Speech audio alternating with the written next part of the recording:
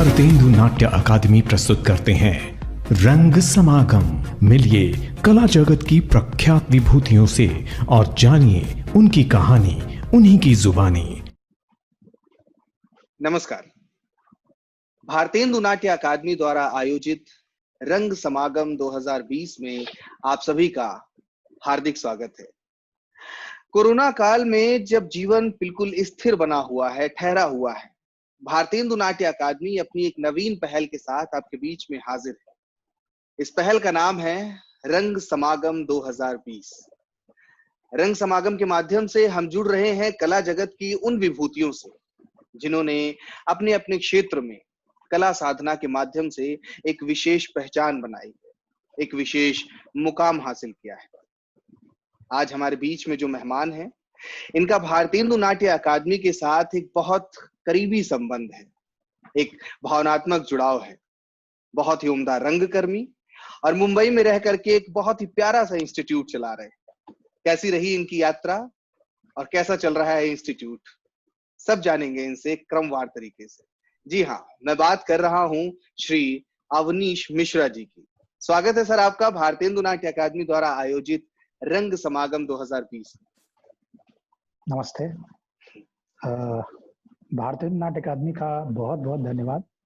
इस रंग समागम के अवसर पर जो आप लोग ये एक महत्वपूर्ण भूमिका निभा रहे हैं, इसके लिए बहुत बहुत धन्यवाद भारतेंदु नाट्य अकादमी का। और भारतेंदु नाट्य अकादमी जो भी लोग इससे जुड़े हुए हैं उनका बहुत बहुत धन्यवाद। और ये बड़े ही गर्व की बात है, बड़ी खुशी की बात है कि एज ए स्टूडेंट मुझे यहाँ पर, मैं स्टूडेंट रह चुका हूँ, एक्स स्टूडेंट, तो मुझे इस प्लेटफॉर्म पर बातचीत करने का मौका मिल रहा है, तो ये हमारे लिए बड़े सौभाग्य की बात है। पुनः स्वागत है सर आपका। उम्मीद करते हैं कि इस दौर में आप सपरिवार स्वस्थ होंगे पूरी तरह। जी बिल्कुल, कोशिश तो यही है कि स्वस्थ रहें और मास्क लगा के रहें, सैनिटाइज करें, 2 गज की दूरी बना के रखें। जी जी जी जी, ये पूरी कोशिश है, जो गाइडलाइंस है। जी जी तो जी। तो सर, दर्शक बहुत कुछ जानना चाहते हैं आपके बारे में। एक बहुत उम्दा आप मुहिम चला रखे हैं मुंबई में, लेकिन उसके पहले की यात्रा कैसी रही, क्या रही, उस पर विस्तार पूर्वक चर्चा करेंगे।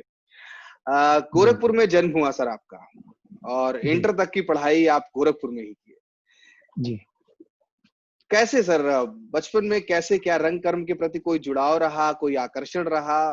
कौन सा ऐसा दौर था कि जब लगा कि हाँ, एक रंगकर्मी बनने की गुंजाइश है मुझमें? रंगकर्मी जैसा शब्द तब मेरे लिए नहीं था। मतलब जब मैं गोरखपुर में मैं पैदा हुआ और मेरे पिताजी रेलवे में नौकरी करते थे, जॉब करते थे। और हाँ, तो रेलवे स्कूल था, रेलवे का स्कूल होता है, क्योंकि रेलवे के अपने हॉस्पिटल होते हैं, तो रेलवे का स्कूल भी होता है। पिताजी ने वहाँ रेलवे स्कूल में हिंदी मीडियम में मुझे डाल दिया और कहा कि अब बच्चा यहीं पढ़ेगा। तो मेरे 3 भाई हैं, मैं सबसे छोटा हूँ। मेरे 2 बड़े भाई हैं मुझसे। तो मेरे बड़े भाई साहब थे, वो स्कूल में जो ड्रामा कंपटीशन होता है उसमें पार्टिसिपेट किए करते थे। अच्छा। तो मैं बहुत ही छोटा था, मैं करीब 5-6 साल का होऊंगा और मुझे 5-6 साल की याद है अभी तक। तो वो जाके स्कूल में पार्टिसिपेट किया करते थे ड्रामा कंपटीशन में। तो जब उनका फंक्शन होता था, ड्रामा जिस दिन होता था, शो होता था, उस दिन तो मेरी माता जी ले जाया करती थी और वहाँ पर मैं नाटक देखता था। तो वो कीड़ा जो है ना, वो थोड़ा वहीं से पढ़ना शुरू हुआ। फिर उसके बाद मैं भी उसी स्कूल में गया और मैं भी पढ़ना जब शुरू किया और क्लास 5th में आया तो मुझे भी पता चला नाटक जैसी चीज हो रही है। तो मैं पहले डांस होता था, डांस वाले में पार्टिसिपेट किया। फिर इसके बाद नाटकों में चला गया वहां से। और तो नाटक में भाग लेना उस वक्त मेरे लिए मतलब एक अद्भुत आनंद जैसा था उस वक्त कि मैं बड़े भाई साहब को देखता था कि वो नाटक में काम करते और मेरी माता जी, मेरे पिताजी बड़े उत्साहित रहते थे कि बच्चों को कल्चरल एक्टिविटीज में पार्टिसिपेट मतलब करने की पूरी छूट देते थे। तो ये बड़ी मेरे परिवार की तरफ से बड़ी खुशकिस्मत हूँ मैं कि मुझे ये मौका मिला। और मैं क्लास 5 में नाटक करने लगा। और मेरा एक बहुत ही अच्छा दोस्त है जो वो भी बीएनए पास आउट है, राजेश त्रिपाठी। वो 2000 का पास आउट है। तो हम लोग साथ ही ड्रामा किया करते थे वहाँ पर। और बहुत मतलब आप ये सोचिए कि क्लास 6 में हम लोग दुर्गा पूजा में, क्योंकि वहाँ दुर्गा पूजा बड़े लेवल पे होती है गोरखपुर में, और वहाँ उसमें पार्टिसिपेट किया करते थे। जब हम लोग जब कंपटीशन होता था तो उसमें भाग लेते थे। फिर इसके बाद जब क्लास 10th में हम लोग पहुंचे, जो बोर्ड का एग्जाम जिसको बोलते हैं कि माध्यमिक शिक्षा जो परिषद होता है उसका जो दौर था वो, कि आपको याद होगा कि हाई स्कूल बोर्ड की परीक्षा एग्जाम हवा जैसा होता था। जी वो आज भी है, आज भी है, वो आज भी है। तो अगर उसमें भाई फेल हो गए तो फिर नाक कटेगी और ऐसा वैसा। तो मुझे याद है बोर्ड का एग्जाम था और हम लोग नाटक करना नहीं छोड़ रहे थे। हम लोग प्रैक्टिस जाते थे। मार्च में एग्जाम शुरू होते थे तो हम लोग दिसंबर जनवरी से ही शुरू कर देते थे प्रैक्टिस नाटक की। और बहुत सारे नाटक हम लोग साथ में किया। और हम लोगों ने उस वक्त एक ग्रुप खोला और ग्रुप का निर्माण किया। और यकीन नहीं मानेंगे, उस वक्त हम लोग 5 रुपए की टिकट बेचा। हम लोगों ने टिकट छपवाई, अरे वाह, टिकट लोगों को बेचा। क्या बात है। सारे जाके कि भाई दुर्गा पूजा में नाटक देखने आओ हमारा। और सारे अपने दोस्तों में टिकट लिए। और तब यही लोग समझते थे कि अरे यार ये दोनों छोटे बच्चे ये क्या। और फिर हम लोगों ने जो है दुर्गा पूजा में नाटक किया और नाटक बहुत बुरी तरह फ्लॉप हुआ। तो नाटक में मतलब लोग आए, घर वाले ही देखने आए, बाकी तो कोई आया नहीं। टिकट हमदर्दी में लोगों ने ले ली थी 5-5 रुपए की। अरे यार बच्चे हैं नाटक देख रहे हैं, टीचरों को टिकट बेच दी, बहुत सारे लोगों को टिकट बेची। तो ये नाटक कहाँ किया था सर आपने? किसी मतलब पब्लिक? ये एक्चुअली हमारा जो स्कूल होता था ना, हमारे स्कूल में दुर्गा पूजा होती थी, तो वहाँ दुर्गा जी प्रतिष्ठापित होती थी। तो वहां पर जो है हम लोग उसको वहां पर एक स्टेज बनाया गया था, वहां पर हम लोग नाटक करते। तो हर दुर्गा पूजा में कोई ना कोई ग्रुप आकर नाटक करता था। हम लोगों ने वहां पर परफॉर्म किया जी। तो इसके बाद इसके बाद 11th आ गया। 11th में भी नाटक मैंने वहाँ जो होते थे किया। फिर हमारे दोस्त का साथ छूट गया, वो दिल्ली चला गया। इसके बाद 12th आया। 12th में जो है फिर पढ़ाई बहुत कठिन लगने लगी, बोर्ड का प्रेशर, एग्जाम फिर से आ गया। और इंटरमीडिएट में मैंने मैथ लिए हुए थे, तो वो 7 किताबें होती थी। मुझे याद है, वो सपना आता आज भी मुझे कि वो मैथ की 7 किताबें मैं पढ़ता था। और तो मैं किसी तरह से जो है एग्जाम दिया और पास हो गया। 2nd डिवीजन पास हुआ। पढ़ने में कभी अच्छा नहीं रहा इतना, लेकिन सांस्कृतिक गतिविधियों में बहुत तेज था। तो इंटर तक की यात्रा सर गोरखपुर की रही और फिर सफर निकल पड़ा कानपुर की तरफ निकल पड़ा जी। तो कानपुर में जैसा मैं पढ़ रहा था आपके बारे में कि दर्पण के साथ आपने 2 वर्ष बड़े सक्रिय रंगकर्म किया। तो क्या उसके पहले भी वहां पे कुछ गतिविधियां चली या सीधे वहां पहुंचने के बाद आप दर्पण से जुड़ गए? नहीं, बेसिकली क्या था कि कीड़ा तो एक काट चुका था मुझे कि तो गोरखपुर आप जाएंगे ना, तो गोरखपुर बहुत छोटा सा शहर है, कस्बा है, मतलब छोटा शहर है बहुत। और कानपुर जब जाएंगे तो कानपुर बहुत बड़ा शहर है, निश्चित तौर पर बहुत बड़ा शहर है। तो मैं जब गोरखपुर से कानपुर आया मतलब रहने, तो पारिवारिक स्थिति हमेशा शुरू से बहुत कमजोर रही। हमारी आर्थिक स्थिति शुरू से घर में बड़ी कमजोर था। तो मुझे याद है पिताजी रिटायर हुए और हम तीनों भाई कुछ नहीं कर रहे थे। तो क्या करेंगे, घर में यही चलता था कि नौकरी नौकरी नौकरी, रेलवे की नौकरी कर लो, यहाँ टिकट कलेक्टर की नौकरी कर लो, इंजीनियर बन जाओ, डॉक्टर बन जाओ, जैसा कि हर घर में होता रहता है। जी जी जी। तो मैंने तो कानपुर आए और पिताजी ने बोला कि यार जो है मैं चाहता हूँ कि इंजीनियर बनो, और अभी तो नाटक ड्रामा बहुत हो गया, अब तुमको अपने जीवन यापन के बारे में सोचना पड़ेगा। तो मैंने पिताजी के हाथ जोड़े, मैंने कहा कि ये हमसे ना हो पाएगा,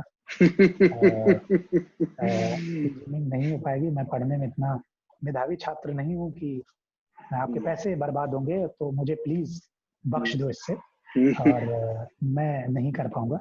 तो पिताजी पूछे करोगे क्या? तो मैंने कहा यही नाटक वाटक कहीं देखेंगे जहाँ पर होता है। तो मैं कम से कम मैं 96 में मैंने इंटरमीडिएट किया, और गोरखपुर से फिर 96 में ही मैं आ गया कानपुर। और वहाँ आने के बाद मैं करीब करीब 1-1.5 साल भटका कि नाटक कहाँ होते हैं, मतलब नाटक जैसी कोई चीज होती है क्या। तो मैं बहुत भटका 1-1.5 साल, मुझे कहीं कुछ पता नहीं था। तो मैं तो फिर कहते ना जहाँ चाह तहाँ रहा, मेरे अंदर से एक हॉल सी उठ रही थी कि मैं करूं कैसे, क्या करूं, मैं कहाँ, मैं कैसे पार्टिसिपेट करूं। तो मैं माता जी से हमेशा बोलता था कि मतलब आप गोरखपुर से कानपुर ले आई, और मैं मतलब मेरी पूरा जीवन वहां बीता, अब मैं यहाँ आ गया, यहाँ मेरा कोई दोस्त नहीं है, मैं कहाँ पर, मैं कैसे कहाँ जाऊं। माता जी बोलती थी चिंता मत करो, ये बड़ा शहर है, यहाँ ज्यादा संभावनाएं हैं, यहाँ ज्यादा कुछ मिलेगा। तो फिर मैंने ग्रेजुएशन में एडमिशन लिया, और मैंने साल भर एडमिशन ही ले लिया, मैं भटकता ही रहा कि मैं नाटक ही पहले करूंगा। मैंने एडमिशन ही ले पाया मैं ग्रेजुएशन में। फिर मैंने 1 साल के बाद एडमिशन लिया डीवी डिग्री कॉलेज में। डीवी डिग्री कॉलेज में मैं रोज आता जाता था, 25 किलोमीटर घर से था डीवी डिग्री कॉलेज।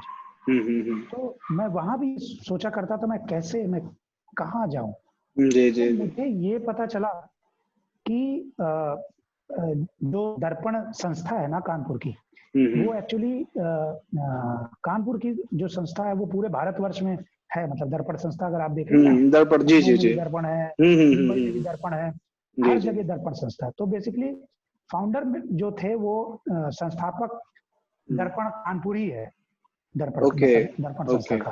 तो माँ साहब थे, तो जो उनके मालिक थे, ओनर थे, दर्पण संस्था के डायरेक्टर थे अतुल सत्यमूर्ति, वो डिग्री मेरे डीएवी डिग्री कॉलेज में ही प्रोफेसर थे केमिस्ट्री के।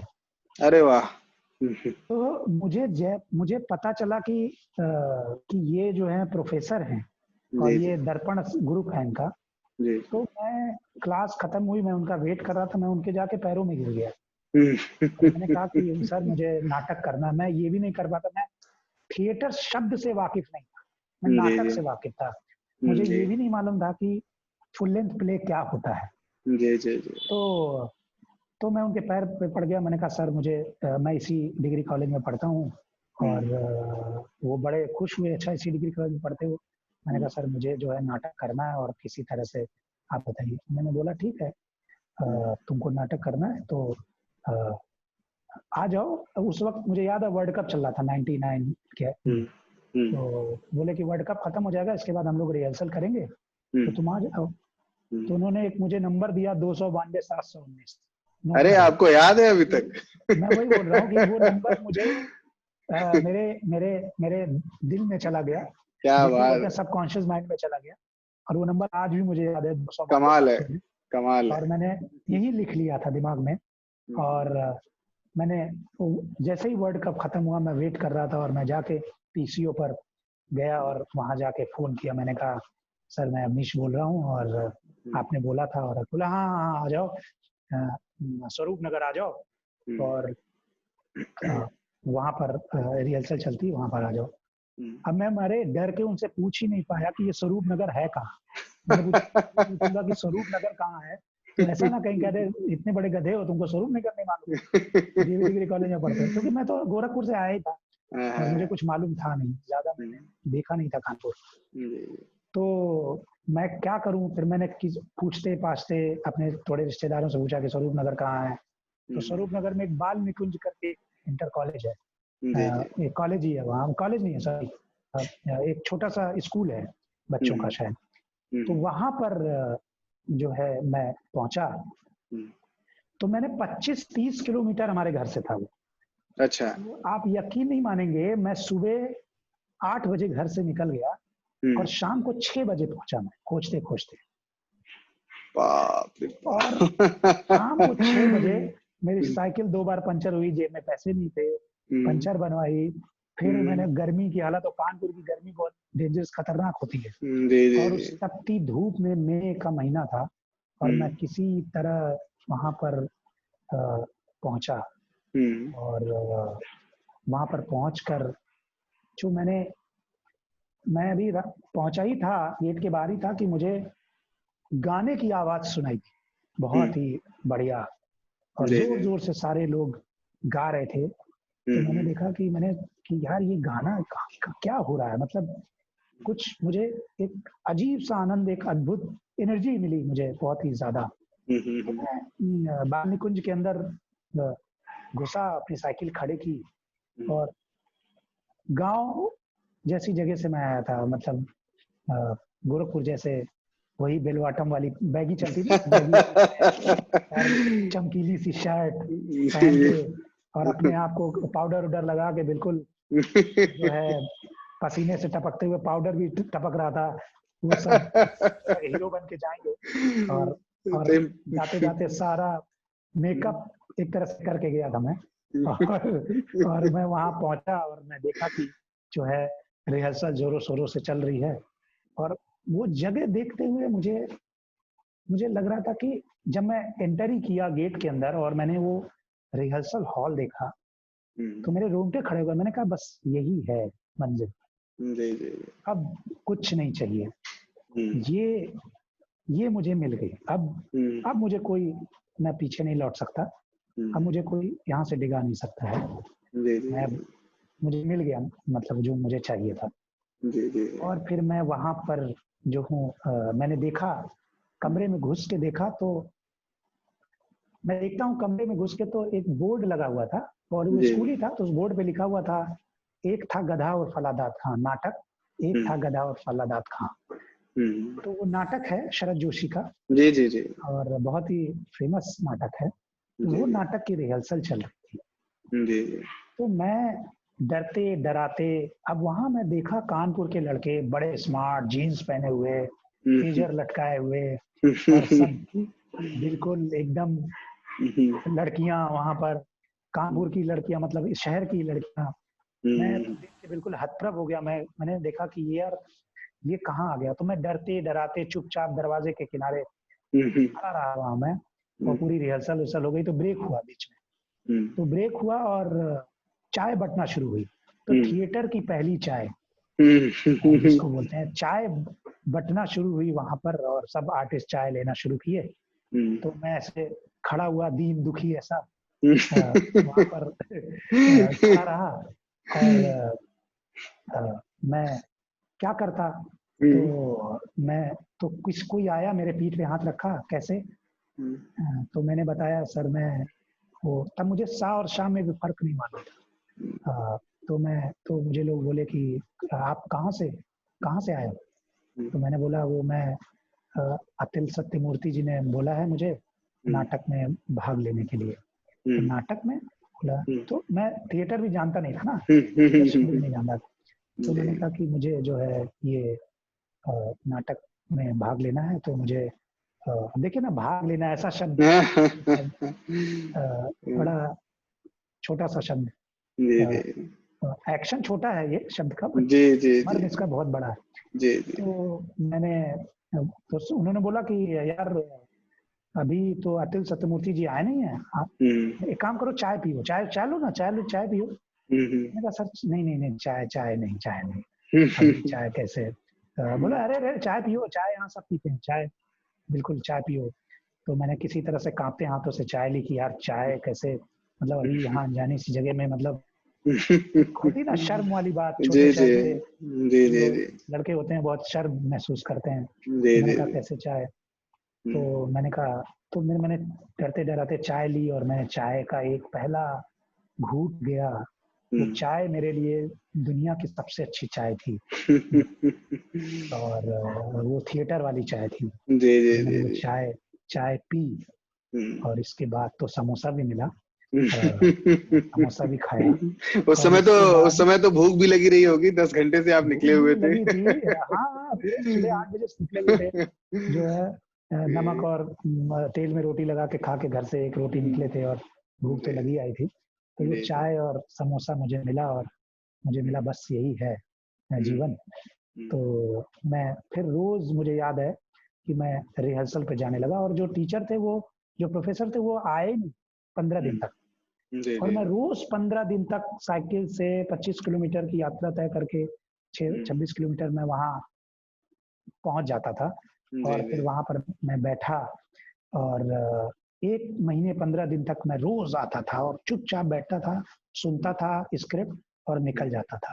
और मैं पूरे रास्ते भर साइकिल से मैं जो लाइनें वो लोग एक्टर्स लोग बोलते थे, वो लाइनें मैं जो है रिपीट करते जाता था, जो मुझे याद रहता था, क्योंकि स्क्रिप्ट भी मेरे हाथ में नहीं थी।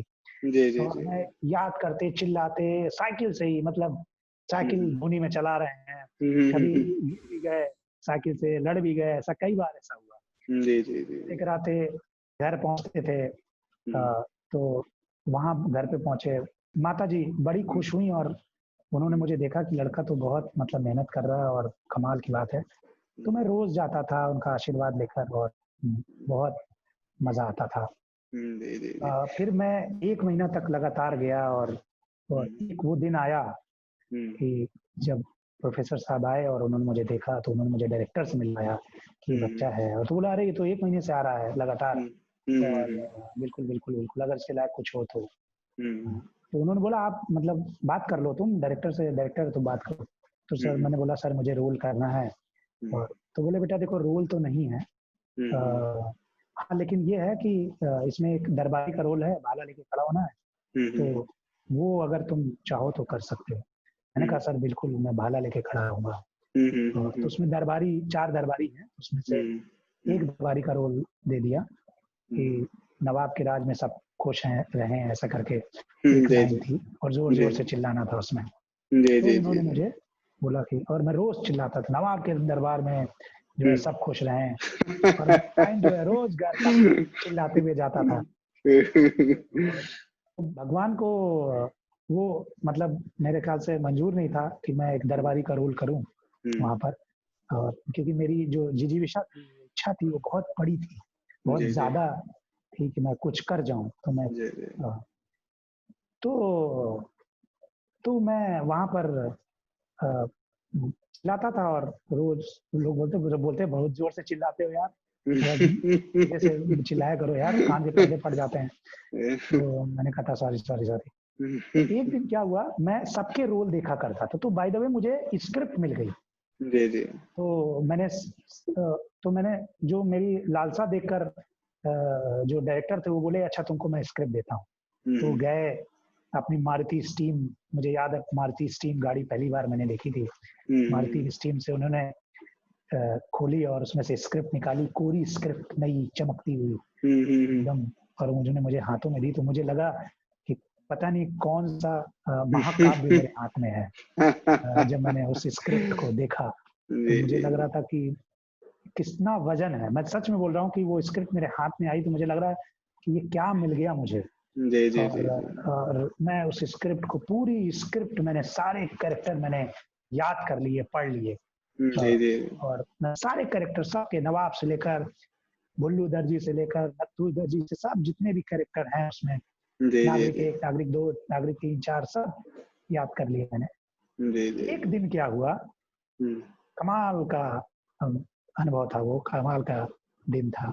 एक दिन एक लड़का था, उसमें एक भुल्लू दर्जी है, नहीं नत्थू दर्जी है। तो नत्थू दर्जी जो है उसमें, वो लड़का जो कैरेक्टर कर रहा था वो 2-3 दिन से आ नहीं रहा था। बाद में डायरेक्टर को पता चला उसका बीएचयू में एडमिशन हो गया, वो फाइन आर्ट में चला गया। अच्छा। और बात हो ही रही थी और अचानक से लाइट चली गई, सारे लोग घेरे में बैठे हुए थे मोमबत्ती लगाकर, और उसमें जो था, तो डायरेक्टर ने बोला एक काम करो तुम पढ़ दो। अच्छा, आपसे कहा? नथु दर्जी, हाँ नथु दर्जी कैरेक्टर तुम पढ़ दो, अभी कोई नहीं आ रहा, जब कोई नया आएगा तो देखूंगा। तो मैंने तो वहाँ और भी 2-4 और लोग थे जो सीनियर एक्टर थे, उन्होंने बोला अरे नहीं सर, अभी और भी सारे लड़के हैं। बोला नहीं नहीं नहीं, ये इसी को बोल। मुझे स्क्रिप्ट हाथ आई तो मुझे ऐसा लगा कि कोई शिकार आ गया हो मेरे हाथ में, और मैंने उसको दबोच लिया स्क्रिप्ट को, और मैं कैरेक्टर जो है पढ़ने लगा। और मैंने जो वो स्क्रिप्ट पकड़ी है और मैं पढ़ना शुरू किया मैंने, तो मैंने इतने अच्छे से मैंने रटा हुआ था और इतने अच्छे से कैरेक्टर को समझा हुआ था कि डायरेक्टर ने बोला कि जब मैंने स्क्रिप्ट खत्म हुई तो डायरेक्टर ने बोला नथु दर्जी का रोल अब तुम करो। क्या बात। 80 साल के बूढ़े का रोल था और मैं 19 साल का था उस वक्त, तो बोला कि तुम करोगे। तब से मेरे हाथ में वो जो स्क्रिप्ट आई दर्पण में, कोई भी ऐसा नाटक नहीं हुआ जिसमें मैंने रोल नहीं किया। क्या बात। और मैं सारे नाटकों में लगभग लीड थी। वो एक और था, और मैंने काफी सीनियर एक्टर्स के साथ काम किया। रजित कपूर आए थे, उनके साथ किया काम। बहुत सारे राकेश वर्मा करके वहाँ एक एक्टर थे, तो उनके साथ काम किया। तो मैं लगातार वहाँ 4, 5, 6, 7 प्ले कर गया। और इसके बाद मैं जो मुझे लगा कि मेरी जर्नी यहाँ तक थी, फिर मुझे पता चला कि नेशनल स्कूल ऑफ ड्रामा भी जैसी कोई चीज है। ग्रेजुएशन मैं कर ही रहा था, मेरा ग्रेजुएशन लगभग कंप्लीट हो गया 2001 तक, और मैं एनएसडी का टेस्ट देने पहुंच गया। बट एनएसडी का टेस्ट देकर मतलब मैंने टेस्ट देने ही गया था वहां पर। मेरे भाई की तबीयत काफी खराब हो गई थी, तो मैं फिर वहां से जो हूँ, मुझे लगा कि मैं शायद नहीं दे पाऊंगा, मुझे पता चला। तो मैं वापस आया, मैंने कहा कि अभी ये नहीं दे पाऊंगा टेस्ट। और बड़ा हताश था मैं कि मैं एनएसडी का टेस्ट नहीं दे पाया, क्योंकि एनएसडी बहुत सुन रखा था नाम। तो कुछ ऐसी परिस्थितियां आई कि मुझे दिल्ली में इतनी दूर नहीं आ सकता था। तो मुझे फिर भारतेंदु नाट्य अकेडमी के बारे में पता चला। राजेश जो हमारा परम मित्र है, वो 2000 का पास आउट था, उसके जरिए मुझे पता चला कि भारतेंदु नाट्य अकेडमी जैसी कोई चीज है, कोई अकेडमी है लखनऊ में है। तो मैं फिर आया सब कुछ छोड़ के वहां से, और मैं भारतीय नाट्य अकेडमी में मैंने वर्कशॉप की। तो पेपर की कटिंग मैंने देखी थी, आओ एक्टिंग सीखें। भारतीय नाट्य अकेडमी वर्कशॉप की ऐसे कटिंग निकलती थी, तो वो मैंने देखी और मैंने कहा बस यहीं जाना है। मैं गया, पहुंचा, और रोज लखनऊ से कानपुर में आता था और वर्कशॉप करता था। रोज अप डाउन करते थे आप? रोज अप डाउन करता था, रोज। तो ये समर वर्कशॉप थी? ये नहीं, ये थी विंटर वर्कशॉप थी। विंटर वर्कशॉप नवंबर से शुरुआत हुई थी इसकी, नवंबर से। ओके। और तो ये वर्कशॉप मैंने शुरुआत हुई और मैं रोज आता था। ठंड का मौसम था बहुत, और ये वर्कशॉप चली, 1 महीने की वर्कशॉप थी। और ये वर्कशॉप मेरा सिलेक्शन हुआ, और फिर इसके बाद एक बड़ी एकेडमी से मेरा परिचय हुआ। फिर जब मैंने भारतीय नाट्य अकेडमी को देखा, मुझे लगा बस यही है। तो और मतलब मुझे और बड़ी मंजिल मिल गई, और मैं वहाँ आया, और वो एकेडमी तब बनी रही थी। नई इमारत बनी थी, बड़ा अच्छा सा निर्माण हो रहा था, सफेद उजली सी बिल्डिंग, खूबसूरत बिल्डिंग, एकदम दिल को लगा बस आहा कमाल है। फिर मैं, और गोमती नगर जैसा इलाका है ना, इतना खूबसूरत है कि मतलब वहाँ कोई भी आए तो उसका मन भा जाए। तो वो सब देख के मेरा एकदम मुझे लगा कि बस यही जगह है। मैं पहुंचा और एडमिशन हुआ मेरा 2001 में वर्कशॉप में। 1 महीने की वर्कशॉप की, इतना मजा आया, कमाल का अनुभव। उस वक्त डायरेक्टर थे हमारे सुशील कुमार सिंह। तो उन्होंने एक उनके संरक्षण में बहुत सारे टीचर ने वर्कशॉप ली, चित्रा मैम ने वर्कशॉप ली, अभिजीत मंडल थे, मनोज शर्मा सर थे, जी जी जी जी, वर्कशॉप जो है उन्होंने ली। बहुत कुछ सीखने को मिला, मतलब मैं जितना जानता था वो कम ही था मेरे लिए। बहुत सारी थिएटर, अभी तक तो एक्टिंग ही कर रहा था, तो बहुत सारी और थिएटर की बारीकियां सीखी, लाइट सीखी, स्टेज डिजाइन सीखा, जितना एक महीने में हो सकता था वो सब कुछ सीखा। सब टीचरों ने मन लगा के, दिल लगा के सिखाया, और जितना कुछ लेना था मैंने लिया वहां से। और फिर इसके बाद 3 महीने की वर्कशॉप हुई, फिर 3 महीने की वर्कशॉप की। अच्छा, फिर उसके बाद 3 महीने की फिर से ज्वाइन किया आप? 3 महीने की वर्कशॉप ज्वाइन की। फिर 3 महीने की वर्कशॉप की, वो गर्मियों में थी बहुत। जी जी जी। और उस वर्कशॉप करने के बाद मेरे माता पिताजी के पास पूरे पैसे खत्म हो गए थे, और मुझे याद है कि वो उस वक्त वर्कशॉप के 1700 रुपए लग रहे थे 3 महीने की वर्कशॉप में। और मैं 1700 रुपए जो थे वो मेरे लिए बहुत बड़ी चीज थी। और मैं 1700 रुपए माता जी ने कहीं मेरी मासी से मांग कर वो पैसे लिए थे, और वो पैसे मैं आगे वाली जेब में डालकर, जीन्स वाली शर्ट थी तो आगे वाली जेब में डालकर मैं टेम्पो से कानपुर से निकला। और मैं जब गोमती नगर पहुंचा और मैं उतरा तो मैंने शर्ट देखी तो वो पैसे जेब कट गई थी मेरी। आहा।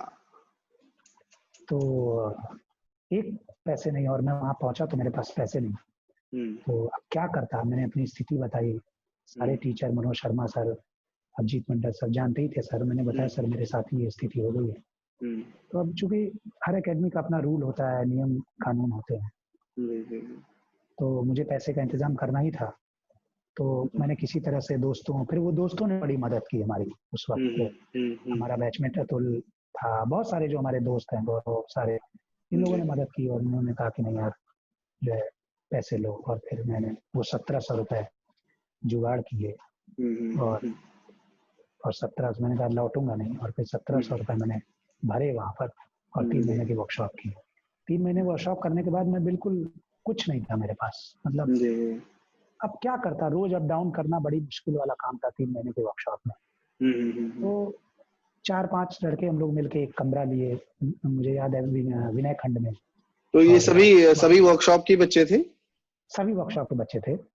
और याद है अतुल, कमल, गौरव, ये सारे 3 लोग थे। और तो इन लोग के साथ मैं जो है कमरे में शेयर किया। जो भी पैसे घर से मिल जाते थे वो किराया दे देता था किसी तरह से। तो सबने बहुत हेल्प की। और वहां से फिर इसके बाद वर्कशॉप खत्म हुई, फिर एडमिशन हो गया। अब ये हुआ कि 2 साल का कोर्स है, और पूरी जी जान लगा दी थी कि डिप्लोमा में मेरा एडमिशन हो गया। क्योंकि ऐसा लग रहा था कि जब मैं डिप्लोमा वाले स्टूडेंट्स को देखता था तो मुझे लगता था यार कैसे इस एकेडमी में बस डिप्लोमा में मेरा एडमिशन हो गया। ये जो लालच मुझे था कि किसी तरह से, तो मुझे याद है मेरे शर्ट फट गई थी। और नाटक एकेडमी ज्वाइन करने के पहले, डिप्लोमा के पहले, मैंने रेपट्री थी, रेपट्री में मुझे काम मिल गया, वहां से कुछ पैसे मिलते थे। सुशील कुमार सिंह का एक नाटक था 30वीं शताब्दी, उसमें मुझे रोल मिल गया, मैं रोल करने लगा। और काफी मदद हुई उससे, कुछ पैसे जब मिल गए तो मैं किसी तरह रूम का किराया दे देता था। तो किसी तरह से फिर मुझे हॉस्टल मिल गया। तो बस हॉस्टल जब मिल गया तो मुझे ऐसा लगा जीवन मिल गया। जो सांस निकल रही थी मेरी, खत्म हो रही थी, वो फिर से मतलब ऑक्सीजन मिल गई मुझे एक तरह से। जी जी। ये उस दौर की बात है जब आपका डिप्लोमा में एडमिशन हो गया बीएनए में? डिप्लोमा में एडमिशन हुआ मेरा। तो ये 2 साल कैसे रहे सर भारतीय नाट्य अकेडमी में जब डिप्लोमा में एडमिशन? 2 साल जीवन के अनमोल पल थे। और ये पल जिसके जिस स्टूडेंट के जीवन में आए होंगे, उससे बढ़िया चांस आपको मिल नहीं सकता। मतलब ये जो 2 साल थे हमारे लिए गोल्डन ईयर थे। और इतना कुछ सीखा, बीएनए ने इतना कुछ दिया, इतना कुछ सीखा कि मैं बता नहीं सकता हूँ। आज जो भी मैं कर रहा हूँ रंगमंच मुंबई में, जितनी भी सफलता मुझे मिली है वो बीएनए की ही देन है और दर्पण की देन है कानपुर। तो मैंने बहुत कुछ सीखा, बहुत सारे नाटक किए अलग अलग टीचरों के साथ, अलग अलग गेस्ट फैकल्टी के साथ। बहुत मजा आया, कितने सारे नाटक किए और मुझे बहुत सीखने को मिला। मुझे याद है कि कोर्ट मार्शल नाटक हो रहा था जी जी। और चित्रा मैम ने नाटक डायरेक्ट किया था। आप यकीन नहीं मानेंगे, कहते ना कि जहाँ चाह वहाँ राह होती है हमेशा। जी जी। तो जब मैं लखनऊ में था तो 2002 की बात है, हाँ 2001 या 2 की बात है। मैं लखनऊ में था तो एनएसजी रेपेट्री से नाटक हो रहे थे, बहुत सारे एनएसजी रेपेट्री के लोग आए थे और नाटक हो रहे थे, बहुत सारे नाटक हुए उसमें। अच्छा, फेस्टिवल के तरीके से कर रहे होंगे उसे? फेस्टिवल के तरीके से हो रहे थे। तो ऐसे ही मैंने रविंद्रालय में एक नाटक देखा, वो कलकत्ता से आया हुआ था नाटक, रेपेट्री से तो आई था, कलकत्ता से एक नाटक आया था उषा गांगुली का कोर्ट मार्शल। अच्छा। मैंने उस नाटक को देखा तो मुझे नाटक को देख के लगा यार, मतलब ये क्या है, इतना अद्भुत डिजाइन, इतने अद्भुत एक्टर, मतलब मुझे लग रहे थे कि ये फिल्म क्या है नाटक के आगे। कोर्ट मार्शल उनका बहुत ही भव्य और बड़ा नाटक है, बहुत ही कामयाब नाटक है। जी जी जी। वो नाटक देख के मुझे लग रहा था इससे बड़ा कुछ नहीं। मैं नाटक चल रहा था और मैं उनकी एक्टिंग देखकर, उनका काम देखकर मेरे वहीं आंसू निकल गए। और वो नाटक देख मुझे लग रहा था कि बस कैसे ये नाटक करूंगा मैं। जी। मैं उसी दिन गया, ये एकेडमी के पहले की बात है, मैं उसी दिन गया, वो कोर्ट मार्शल की बुक खरीदी, सारे कैरेक्टर पढ़ डाले। उसमें एक कैरेक्टर था विकास राय का। जी जी। वो कैरेक्टर जो था, वो मुझे लग रहा था कि बस ये जीवन में मुझे ये कैरेक्टर प्ले करना है। और मैंने वो कैरेक्टर, इतनी मेहनत करके वो मैंने कैरेक्टर, रोज कम से कम 10 बार स्क्रिप्ट पढ़ता था मैं, और कि वैसा हो जाए। और यकीन मानिए कि मेरे क्लास में बहुत सारे नाटक हुए और जब नाटक सेकेंड ईयर में पहुंच गए थे हम लोग, और सेकेंड ईयर में पहुंचे, वहां पर देखा कि मैडम आई और हमारे क्लास में 2 लड़कियां थी, बाकी सब लड़के थे। तो अक्सर होता है ना डायरेक्टर को नाटक का चुनाव करने में बड़ी मुश्किल होती है कि कौन सा नाटक करे जिसमें सारे एक्टर को काम मिले। और फीमेल आर्टिस्ट भी थी और मेल भी थे, स्टूडेंट सब एक्टर थे, तो कैसे मिले। तो मैडम ने कहा कि मैं कोर्ट मार्शल करूंगी, चित्रा मैम ने कहा। तो जैसे ही उनके शब्द मुंह से निकला कि कोर्ट मार्शल, मुझे लगा बस इसी का इंतजार था। मुझे विकास राय का रोल मिलेगा। विकास राय का, मैं सही बोल रहा हूँ आपको। जी। ऐसा था। तो ये हुआ कि नाटक शुरू हुआ और उसकी रीडिंग शुरू हुई। मैडम ने रीडिंग शुरू की, रीडिंग चालू हुई। सब जो है, जैसे कि सारे स्टूडेंट होते हैं कि सब बड़ा रोल करना चाहते हैं, तो कोई कर्नल सूरज सिंह करना चाहता था, कोई विकास राय करना चाहता था, सारे सब लोग लगे हुए थे। तो मैडम ने क्या किया कि देखा कि अब ये जो है रोल सबको देना बड़ा कठिन है। तो अक्सर होता है ना कि किसी को लीड रोल दे दो तो बाकी लोग बुरा मान जाते हैं कि मैं अच्छा एक्टर हूँ, मुझे कैसे नहीं रोल मिला। तो ये एक समस्या डायरेक्टर के आगे हमेशा होती है। तो उन्होंने क्या किया, सबसे चिट्ठियां वो लिखवाई, चिट, तुम अपना कैरेक्टर लिखो कि तुम कौन रोल करना चाहते हो, सब एक दूसरे के बारे में लिखो कि कौन किसको क्या रोल दे रहा है। आप समझ रहे हैं ना? जी, मैं समझ गया। क्या रोल दे रहा है वो लिखो, और वो फिर जो और सब लोग अपना नाम लिख दो कि ये इसकी चिट्ठी है, इसकी वो चिट है। तो सब लोगों ने लिखा, और लिखने के बाद और उसी हिसाब से बोली कि कैरेक्टर, सबके कैरेक्टर मतलब भूमिकाएं सबको दी जाएंगी, चरित्र सबको दिए जाएंगे। सबने कैरेक्टर लिखा। मैंने अपने बारे में विकास राय लिखा कि मैं विकास राय करना चाहता हूँ। बाकी लोगों के बारे में जो मुझे लगा वो मैं सबको मैंने अपने हिसाब से समझ के दिया कि ये कर्नल सूरज सिंह करेगा, ये सूबेदार बलवान सिंह करेगा, ऐसे करके सब कैरेक्टर के बारे में मैंने दिया। तो ये दिया और मैडम ने कहा कि अब पर्ची खुलेगी। तो सब पर्चियां खुलना शुरू हुई। तो पर्चियां सबने खुले, किसी ने मुझे विकास राय का रोल नहीं। कोई ने, किसी ने सूबेदार बलवान सिंह बना दिया था, कोई भाला लेकर बना दिया था, कोई ऐसे ही। तो उसमें सबकी पोल भी खुल गई, कौन किसका दोस्त है। तो और जो है मुझे लगा कि यार देखो यार, किसी ने मुझे विकास लायक का रोल नहीं दिया और सबने अपने को ही लीड रोल दिया, और सब जिसके जो दोस्त थे सबने एक दूसरे के पक्षपात जो बच्चों में चलता है ना, जी जी तो जी जी शुरू हुआ और बड़ा आनंददायक था वो। तो सबने सबको दिया। तो अब क्या हो, तो मैडम ने कहा कि असली जो डिसीजन है वो मैं लूंगी। और मैम ने फिर इसके बाद डिसीजन हुआ, स्क्रिप्ट पढ़ाई गई, स्क्रिप्ट 2-4 बार पढ़ी गई और सबको कैरेक्टर बांटना शुरू हुआ। तो मैडम ने सबको कैरेक्टर बांटा। विकास राय का कैरेक्टर बचा था। मैडम ने कहा विकास राय का कैरेक्टर अवनीश करेगी। अरे वाह, आप यकीन नहीं मानोगे, सपना पूरा हुआ। मुझे ऐसा लगा कि मैं सोफे पे बैठा हुआ था, मुझे लगा अचानक से मैं 2 फीट ऊपर उठ गया। और मैं वहां से तुरंत जैसे ही मुझे रोल मिला ना, मुझे लगा बस कुछ इससे बड़ा स्टार कोई नहीं है। मैं वहां से उठ गया, मतलब पता नहीं किस उसमें मैं उठा और मैं चलता चला गया, एकदम विकास राय बन गया था, ऐसे सीने आकर के चाल में। बहुत मेहनत की थी ना मैंने, बहुत ज्यादा मेहनत कर रखा था मैंने। तो मैं एकदम उसी चाल में मैं निकल गया क्लास से बाहर, और मैं बाकायदा गया, कूलर लगा हुआ था, पानी पिया, और मैं ऐसे फिल्मों में होता ना, हीरो जो है पानी ऐसे छींटे डालता है, तो ऐसे मैंने छींटे डाले, अपनी शक्ल देखी शीशे में, नहीं हूँ। और तैयारी शुरू हुई, नाटक शुरू हुआ और रिहर्सल, और वो नाटक का जो एक तरह से एक कमाल था, वो एटमॉस्फेयर नाटक का बन गया था कि कोर्ट मार्शल प्ले हो रहा है, और बहुत खूबसूरत मैडम ने डिजाइन किया उसको।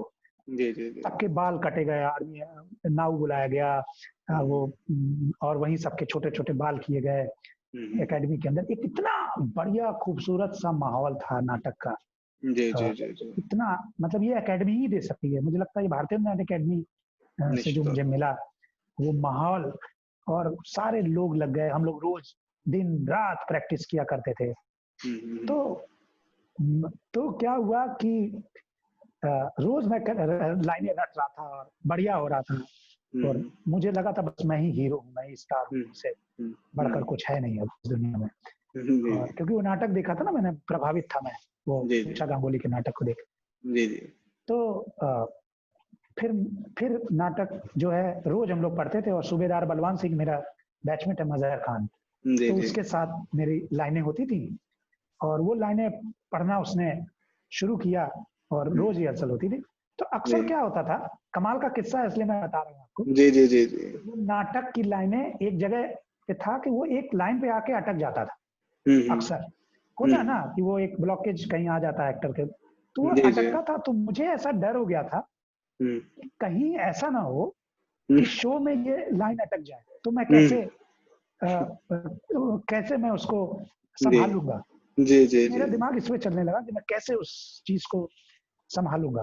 तो और अक्सर ऐसा होता था। तो नाटक शुरू हुआ, और मुझे याद है वो बैंड के साथ वो जो परेड होती थी, हम लोगों ने परेड सीखी, परेड की 15 दिन परेड के साथ वो ग्राउंड से। तो नाटक इतना अच्छा डिजाइन किया था कि मैडम ने कि वहां से गैलरी से होके सारे जो आर्मी के लोग हैं वो गैलरी से चलते हुए आएंगे और स्टेज पर आकर खड़े होंगे। अरे वाह। और वो कुछ हुआ, और मुझे सेट डिजाइन का अच्छा प्रोजेक्ट होता है, ये प्रोजेक्ट में आपको नंबर मिलते हैं, तो मुझे उसमें सब करना होता ना, बैक स्टेज भी स्टूडेंट्स को करना होता है। सेट चुना था कि मैं सेट बनाऊंगा। तो मुझे याद है नाटक के 2-3 घंटे पहले तक मैं वो एक कटघरा कोर्ट मार्शल में यूज होता है, तो वो कटघरे की रस्सी टाइट करके मैं कर रहा था नाटक के 2 घंटे पहले, कि मैं जल्दी से करके और फिर मैं जो है जाके मेकअप और वो करूंगा। तो मैं रस्सी टाइट कर रहा था, तो मेरे दिमाग में कहीं एक चल रहा था कि ये रस्सी अच्छे से टाइट हो गई ना, मतलब ये बढ़िया सा हो गया ना। तो मेरे दिमाग में वो कुछ होने लगा। और स्टारडम ना, कि मैं मुझसे अच्छा कोई नहीं, ये बड़ी चीज है। तो मैंने देखा कि यार, और फिर वो मैंने रस्सी उस्सी लगाई और सब लोग जब नाटक शुरू हुआ, स्टेज पर आए, खड़े हुए, सबको एक एक लाइन बोली थी, एक एक लाइन बोली, और ऐसा हुआ। नाटक शुरू हुआ, बहुत बढ़िया सेट, पूरी पब्लिक भरी हुई, नाटक का शोर था इतना ज्यादा कि नाटक हो रहा है, कोर्ट मार्शल कर रहे हैं, सेकेंड ईयर के स्टूडेंट कर रहे हैं, सारा एक भौकाल जिसको बोलते हैं ना, वो पूरे बढ़िया कह रहे हैं। जूनियर में भी अपनी एक बड़ा क्या रहे हम लोग, मतलब वो कर रहा है, अमीश लीड रोल कर रहा है, ऐसा हो रहा था। तो शुरुआत हुई नाटक की, और मजहर के सामने मैं आया, मजहर सूबेदार बलवान सिंह का रोल कर रहा था, और नाटक शुरू हुआ। नाटक शुरू हुआ और एक लाइन आई, तो कुछ तो हुआ गड़बड़, कि वो लाइन तो उसने सही बोली, लेकिन कुछ तो ऐसा था कि वो लाइन कुछ अलग तरीके से बोल दी उसने। और कोर्ट मार्शल ऐसा नाटक है ना कि आप उसमें इम्प्रोवाइज नहीं कर सकते, लाइन टू लाइन आपको याद रखना पड़ेगा। उसने बोला और मुझे लगा कि यार क्या बोल दिया इसने। आप यकीन नहीं मानोगे कि मैं 13 पेज आगे चला गया। अरे 13 पेज, और मैं नाटक भूल गया। मैं इसके बाद सारी लाइनें मैं भूल गया, मुझे याद ही नहीं आ रहा है कुछ कि मैंने मतलब मुझे समझ ही नहीं आ रहा कि मैं क्या करूं, और सब कुछ भूल गया मैं। तो अब मैं क्या करूं, मेरे ऐसा लग रहा था किसी ने गरम सलाखें मेरे कानों के पास आकर लगा दी है, और कान गरम मेरे, मुझे महसूस हो रहा था कि मेरे कान गरम हो रहा है और मुझे कुछ याद नहीं आ रहा, और मैं चल रहा है। और फिर इसके बाद मैं देख रहा हूँ, तो ऑडियंस देख रहा हूँ। अच्छा, ऑडियंस को नहीं पता चल रहा है कुछ भी, क्योंकि इतना तो अभिनय आ ही गया था कि आप कैसे संभाल ले, बट मैं लाइनें पूरी भूल चुका था। और मुझे समझ नहीं आया, तो मैंने सबको, गवाही होती है ना सबकी, तो मैंने गवाही शुरुआत की, गवाही लेने की, सूबेदार बलवान सिंह की हुई। मुझे लाइन याद रही, तो मैंने बोला कि अब आप जा सकते हैं। तो नजर को लगा, अरे अभी तो मेरी लाइनें थी। मुझे लगा अभी तो मेरी लाइनें थी यार, हमको खड़ा होकर हमको घूर रहा है। अब मैंने कहा आप जा सकते हैं। अब मुझे इनके बारे में कैप्टन कर्नल सूरज सिंह बोला, मुझे इनसे कोई सवाल नहीं करना है, मैं इम्प्रोवाइज कर रहा हूँ। और वो मजहर दबे पांव से दांत पीसते हुए निकल गया धीरे से, और वो जाके चेयर पे बैठा, और मैं किसी को भी बुला रहा हूँ कि कैप्टन कपूर आ जाए, किसको, अब जिसको भी बुला रहा हूँ मैं उससे कुछ सवाल कर रहा हूँ, वो लाइनें भूल जा रहा हूँ। गवाही हो रही है, लाइनें भी हो रही हैं, लेकिन क्रम बदल जा रहा है। अच्छा, अब मैं आप सब ऐसे करके बैठे हुए, ऐसे करके कि कहीं मेरा नंबर ना आ जाए, तो मैं जैसे घूमूं सब ऐसे सब नीचे कर लेते थे। तो मैं घूमा, और मैंने जिसको भी बुलाता वो उठ ही नहीं रहा है चेयर से।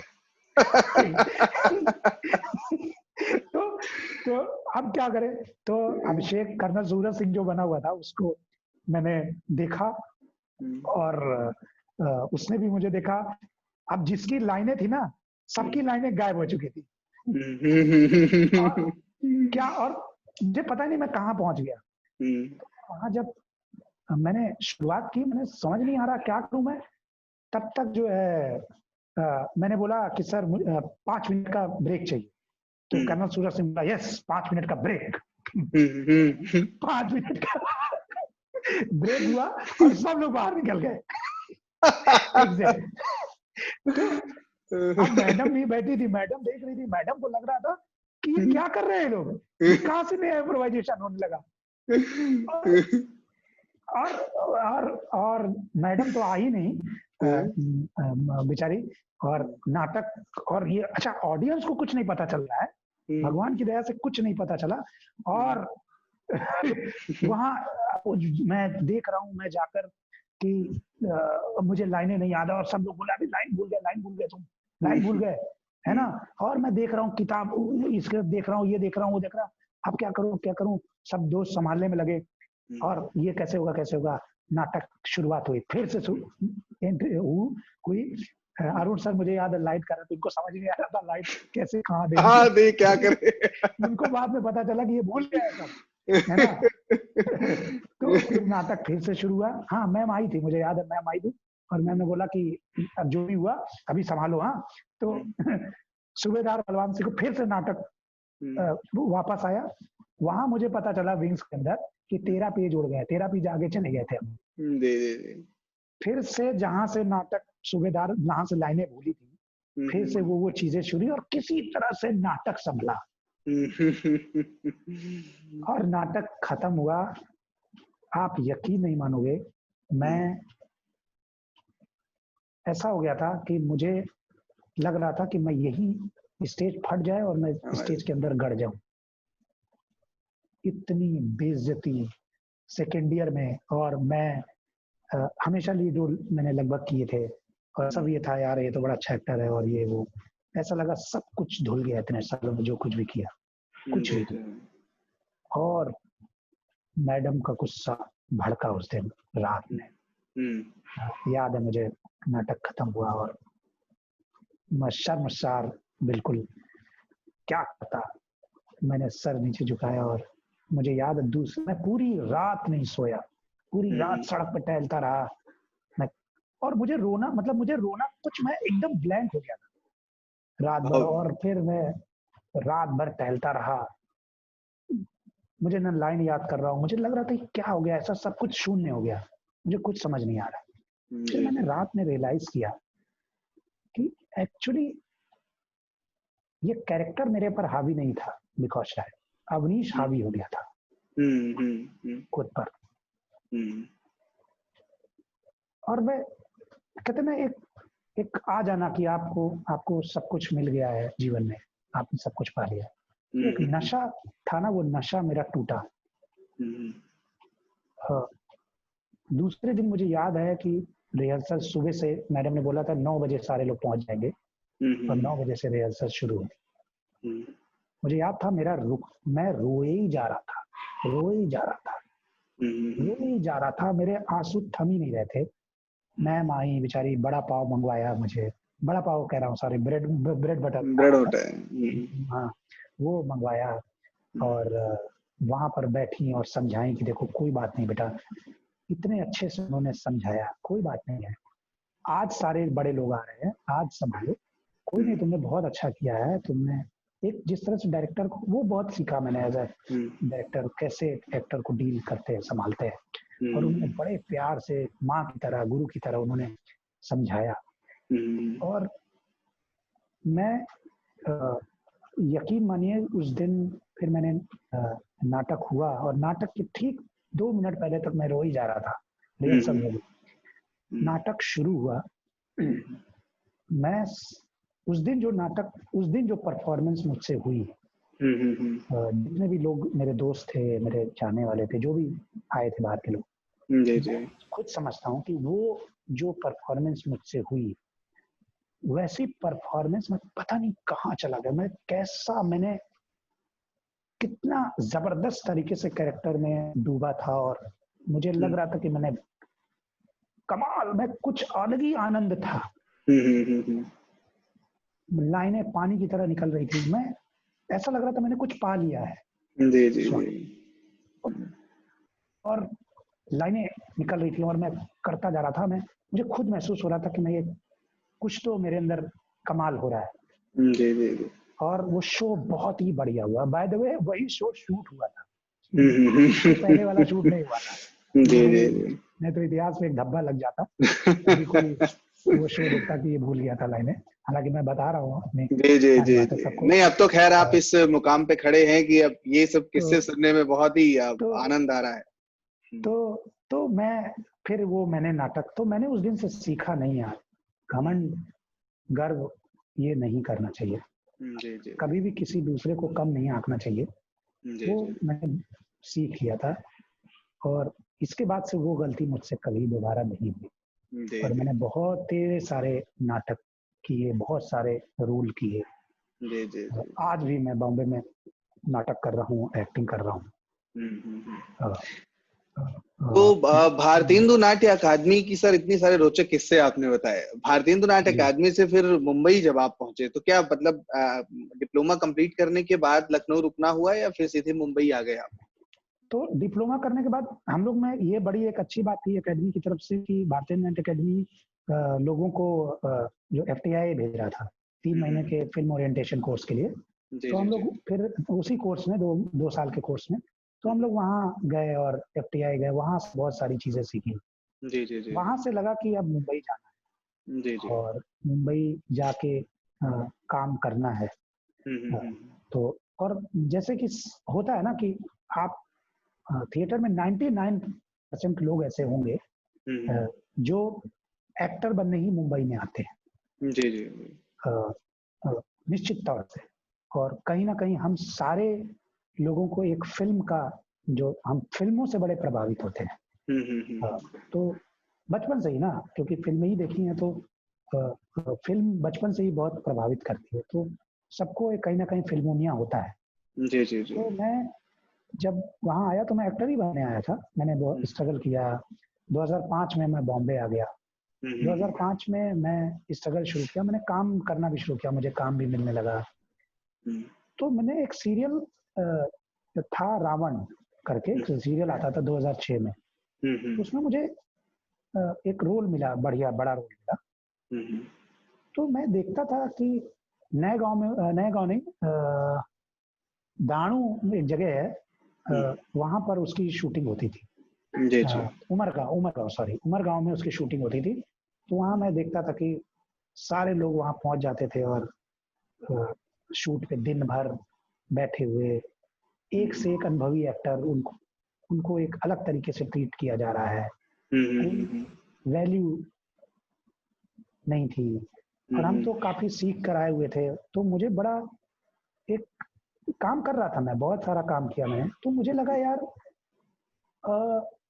ये जगह नहीं है मेरे। मैं मतलब जहाँ कद्र नहीं है, मतलब टेलीविजन इंडस्ट्री ऐसी ही है ना। टेलीविजन इंडस्ट्री मतलब लगभग कुछ ऐसी ही होती है और आपको मालूम भी नहीं होता। मतलब इस इंडस्ट्री की कोई गलती नहीं है इसमें, होता ही है, माहौल ही वैसा होता है। और आप तो काम करके आए हो तो आप अपने आप को खलीफा ही समझते हैं। तो मैं वहां पहुंचा और मुझे लगा कि यार, और काफी सारा काम कर रहा था, बहुत सारे ऐड किए, प्रोमो किए और मुझे काम मिलने लगा था। लेकिन मुझे लग रहा था कि नहीं यार, मुझे ये मेरे हिसाब का काम नहीं है। मुझे कुछ अलग काम करना है, मुझे कुछ और करना है। तो मैं उस दौरान क्या किया करता था कि मेरा मन नहीं लगता था कहीं, ऐसे भी होते नहीं थे। तो मैं समझ नहीं पा रहा था कि मैं पैसा कहाँ से लाऊं। और घर से कोई मदद मिलती नहीं थी, क्या करूं मैं।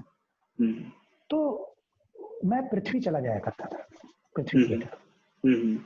और पृथ्वी थिएटर बैठकर मैं वहां का माहौल देखा था।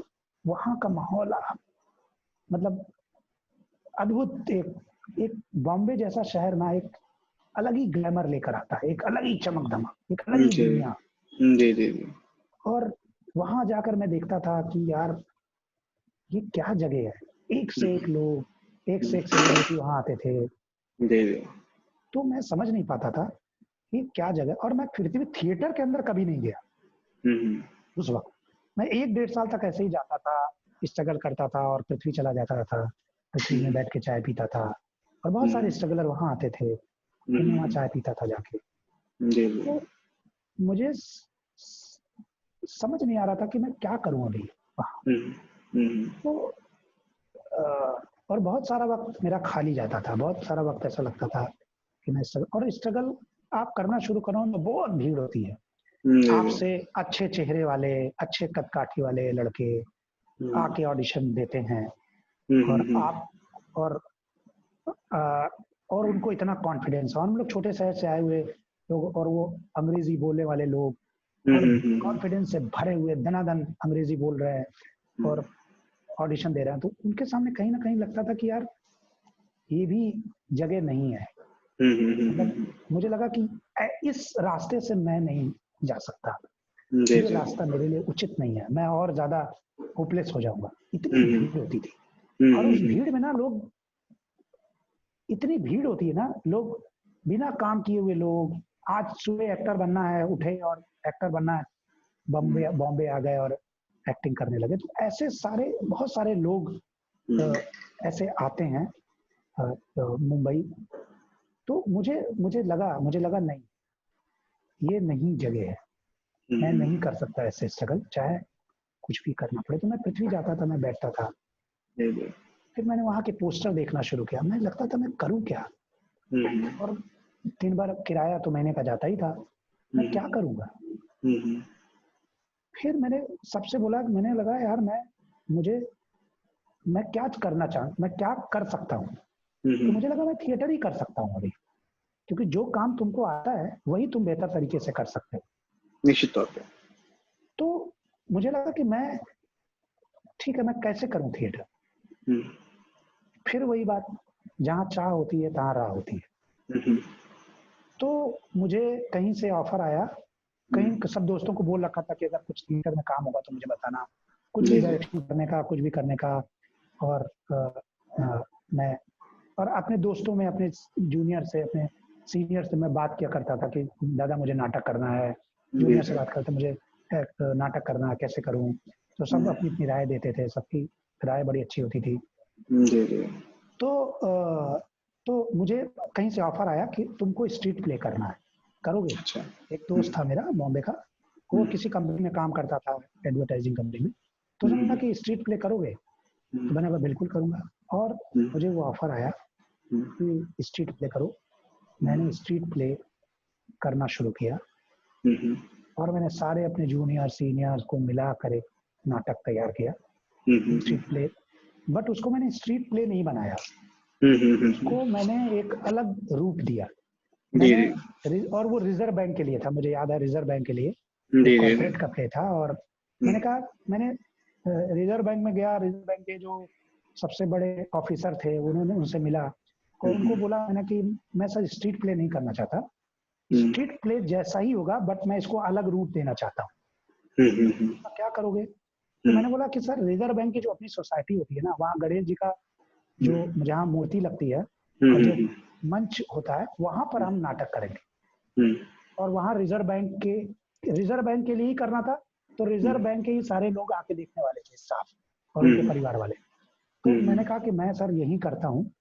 और मैंने बीएनए से जितना सीखा हुआ था थिएटर से, वो सब कुछ मैंने लगा दिया।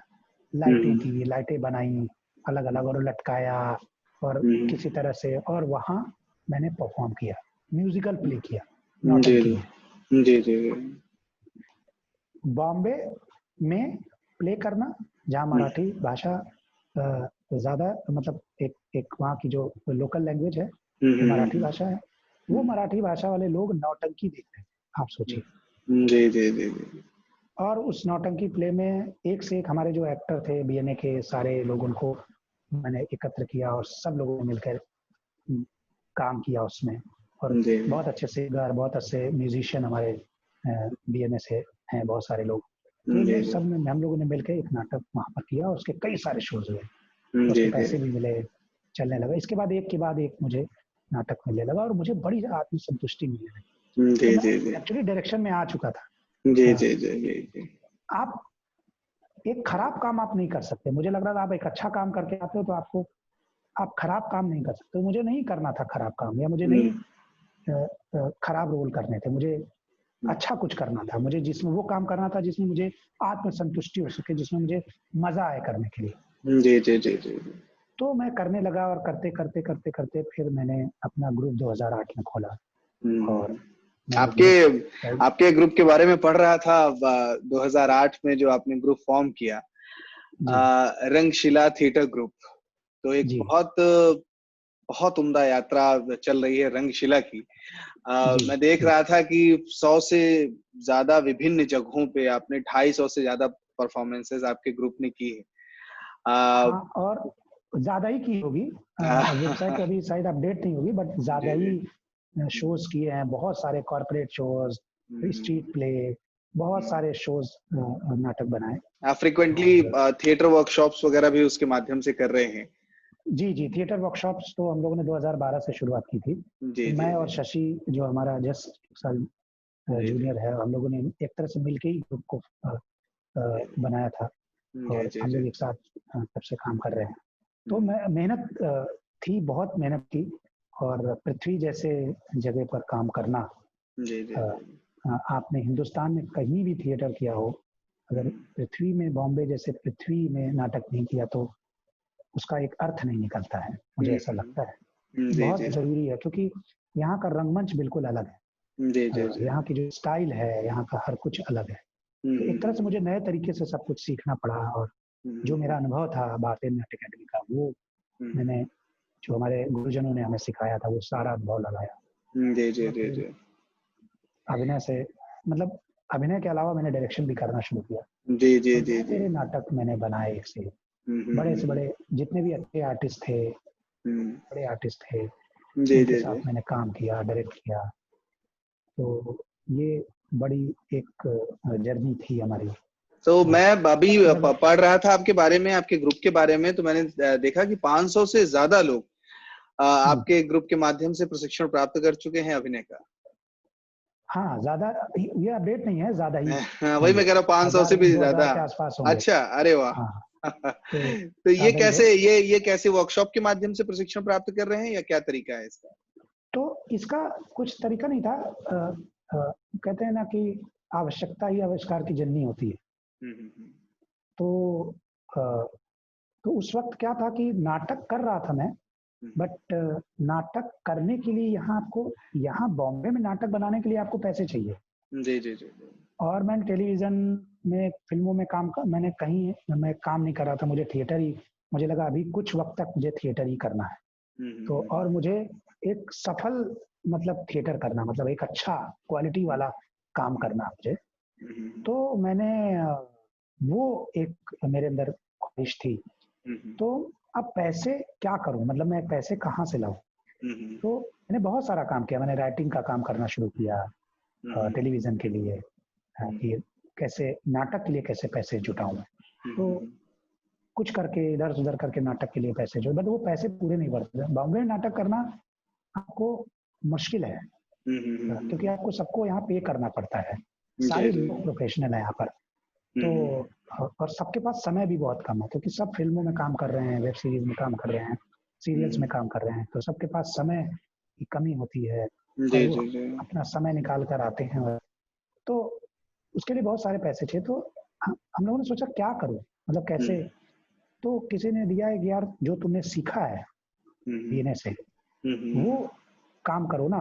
तो हम लोगों ने एक वर्कशॉप चलानी शुरू की और अ, मैंने और शशि ने, और वो वर्कशॉप बहुत, क्योंकि वो बहुत दिल से हम लोगों ने शुरुआत की थी उसकी। और वो एक के बाद एक अ, अ, होता शुरू किया और स्टूडेंट जो थे वो काफ़ी अच्छा काम करने लगे मार्केट में निकल के। और उनसे भी उन्होंने बहुत पब्लिसिटी की और अ, बहुत सारे लोग जुड़ना शुरू हो गए, अच्छे से बड़े-बड़े अच्छे लोग, जी ज्ञानी जी लोग जी जी जुड़ना शुरू हुए। और वो यात्रा जो शुरू हुई 2012 से, वो अब तक चल ही रही है। और इतना मज़ा आता है वर्कशॉप करता हूँ जब मैं, हम लोग वर्कशॉप करते हैं। ये मतलब ये मेरी मंजिल नहीं है। ऐसा नहीं है कि वर्कशॉप करना मेरा ध्येय है, जी जी वर्कशॉप ही करना है मुझे। जी जी जी बट हाँ, मुझे थिएटर से ही कमाना है और थिएटर में ही लगाना है। जी जी जी वो मेरा एक, क्योंकि ये अपनी दिन जीवनचर्या, तो मैं बहुत सारे काम किया करता हूँ, राइटिंग का काम कर लेता हूँ जी जी और जी बहुत सारे चैनल का काम कर लेता हूँ। तो वहाँ से मुझे मिल जाता है। बट मैंने नाटक के पैसे नाटक नहीं लगे और थिएटर बड़ा काम करता जाऊँ, तो इसलिए हम लोग वर्कशॉप करते जाते हैं जी और जी जी क्वालिटी वाले लोगों को हम लोग लेते हैं और और जो अपना अनुभव हमने सीखा है वो उसमें लगाते हैं। और ऊपर वाले की दया से बहुत कमाल के लोग जुड़ रहे हैं और बहुत सारी अ, संभावनाएं दिख रही हैं हम लोग जी को। जी जी मेरा ये सपना है कि मैं एक रेपर्टरी बनाऊं, जो बहुत हद तक मैं कामयाब भी हो गया हूँ। जी जी और जी और वो जल्द ही बन जाएगी। और जी जी भारतवर्ष के शायद ही कोई कोना हो जहाँ पर हम नाटक ना, मतलब रंगशिला ने नाटक ना किया हो। हर जगह बड़े से बड़े फेस्टिवल में, सब सारे फेस्टिवल में हमने जी नाटक जी किए हैं अपने जी रंगशाला से। जी तो जी जी एक आनंददायक यात्रा है। जी। अतुल और श्रीवास्तव यात्रा, सर भी, अतुल श्रीवास्तव सर भी हमारे इस रंग समागम के अंग हैं। वो जी जब जी, इंटरव्यू के लिए आए थे तो उन्होंने भी जिक्र किया और बताया आपके काम के बारे में, वो भी आपके काम की हाँ उनकी प्रशंसा ब्लेसिंग है बहुत, वो हाँ, बहुत उनसे सीखने को मिला। जी और वो जी जब भी जी मिलते हैं तो बहुत सारी जो बातें होती हैं शिक्षाप्रद, वो जी मैं जी उनसे लेता हूँ और वो देते हैं। बहुत ही दादा हैं वो, तो मतलब जी सीनियर ही जी हैं हमारे। जी जी तो बहुत हौसला देते हैं। एक्चुअली बहुत लोगों ने, हमारे सीनियर्स ने बहुत हौसला दिया मुझे जी जी जी काम करने का। और लगातार रंग काम में अग्रसर हूँ और करता जा रहा हूँ। और ये जर्नी थमेगी नहीं। जी अ, जी जी अ, और और सिर्फ थिएटर ही नहीं करना है, ये भी तय बात है। जी जी थिएटर के साथ और भी बहुत कुछ करना है, जी जी सिनेमा जी करना है, और वो भी कर रहे हैं। जी जी बट हाँ, बहुत मजा आ रहा है, बहुत बहुत मजा आ रहा है काम करके। जी जी नाटक करना, अपने पसंद का नाटक करना, अपने पसंद का सब्जेक्ट चुनना, जी जी अपने पसंद की कास्टिंग करना। अ, आप कहते हैं ना, थिएटर आत्मसंतुष्टि देता है। और बॉम्बे जैसे शहर में यहाँ थिएटर करना बहुत कठिन काम है। आप फिल्में बना लेंगे, सरल है, लेकिन थिएटर के लिए लोग नहीं जुड़ पाते। जी जी जी आप, और आपको नाटक नाटक करके पैसा नहीं कमा सकते आप। जी आप चाहे, आप सोचते हैं कि अगर थिएटर शोज करके आप पैसा कमा ले, तो ये पॉसिबल है। एक नाटक करते हैं कम से कम 4-5-6 लाख रुपए लग जाते हैं। जी जी जी जी और 4-5-6 लाख में मतलब आपको सारे एक्टर्स को पे करना होता है, कास्ट क्रू सबको पे करना पड़ता है। जी तो जी जी आपके पास और इतना, और 5-6, और मैं कम से कम साल में 2-3 प्रोडक्शन बनाता हूँ। जी जी जी जी तो मैं अपनी जो कमाई होती है मेरी पर्सनल, जो और सारे काम करते हैं, वो मैं सब लगा देता हूँ। लेकिन नाटक के शोज करके कोई पैसा नहीं जी मिलता। जी जी जी अगर ऐसा कोई सोचता कि नाटक के शोज करके, मैं तो नहीं कमा पाया, बट बाकी लोग अगर कमा लें तो बड़ी बात है। मैं कला के लिए, आर्ट के लिए मैं क्वालिटी ऑफ वर्क रखना चाहता हूँ, और मैं करना चाहता हूँ। जो सब्जेक्ट पसंद आता है मैं उस सब्जेक्ट पर काम करता हूँ। जिस आर्टिस्ट के साथ काम करने का मन करता है मैं उस आर्टिस्ट को लेता हूँ। जी जी जी वो एक हमारी एक इच्छा है। एक बहुत खूबसूरत यात्रा जो आपकी रही है, आपने हमसे साझा किया। ये जी भारतेंदु नाट्य अकादमी के निदेशक श्री रमेश चंद्र गुप्त जी और जी प्रमुख सचिव संस्कृति विभाग श्री जितेंद्र कुमार जी की ये पहल है रंग समागम 2020। जी जी जी इसके माध्यम से हम आप जैसे उम्दा लोगों से जुड़ रहे हैं, उनकी यात्रा के बारे में विस्तार से जान रहे हैं। रंग समागम के बारे में आपका संदेश। आ, बहुत लंबी बातचीत हो गई मुझे लग रहा है। तो हाँ, हम लोग कार्यक्रम के आखिरी पड़ाव पे हैं। जी आखिरी पड़ाव पे है, बिल्कुल। जी जी तो जी वो भावुकता होती है ना, तो निकलने लगता है कुछ।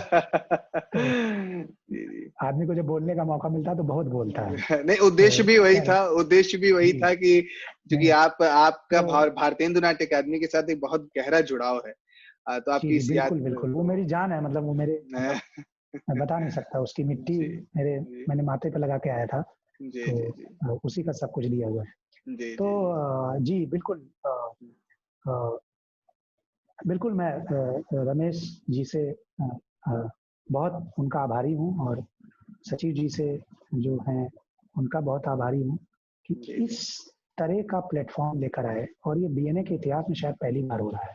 जी जी और इस लॉकडाउन जैसे इस महामारी के इस दौर में जी ये कदम उठाना, अ, ये ये बहुत बड़ा कदम है, और ये बहुत बड़ी सीख है जी जी हमारे बीएनए के लिए। जी और जी मुझे ऐसा लगता है कि, पता नहीं, मुझे ऐसा लगता है कि भारतीय नाट्य अकादमी इस काम से ना, इसका लेवल ही कुछ और हो जाएगा, मुझे जी ऐसा जी लगता है। जी जी क्योंकि इतने सारे लोग जुड़ रहे हैं, बड़े समय में देख रहा हूँ। कमाल के लोग जो इंडस्ट्री में काम कर रहे हैं। बहुत जरूरत है भारतीय नाट्य अकादमी को एक्सपोजर की, और वही जी मिल रहा है। जी ये जी सारे लोग, जो सारे स्टूडेंट हैं, जी जी तो ये सारे लोग मिलके जिस तरह से काम कर रहे हैं, जितने जी भी जी सारे लोग हैं, उनको बहुत बहुत, मतलब मेरा धन्यवाद है। मैं बहुत आभारी हूँ कि मुझे यहाँ बोलने का मौका मिल रहा है। और मैं बहुत खुशी है कि मैं भारतीय नाट्य अकादमी का, मुझे गर्व है कि मैं एक छात्र हूँ, और मुझे उस प्लेटफॉर्म पर रमेश जी ने बुलाया है। और वो बहुत ही सराहनीय काम कर रहे हैं। मुझे हाँ, मुझे पूरा यकीन है कि वो स्टूडेंट के लिए कमाल का काम कर रहे हैं और करते रहेंगे।